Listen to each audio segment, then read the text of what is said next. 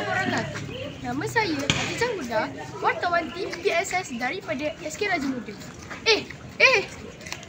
Berhenti dengan segera. Kenapa awak macam ni? Biarlah aku bukan aku. Biarlah bukan bayar beli. Ikut suka aku lah. Hari ini saya akan kongsikan tentang 3 cara untuk menjimatkan air.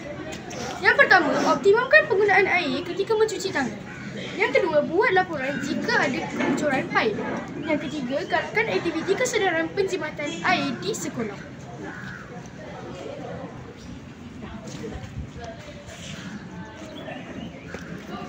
Satu, dua, tiga.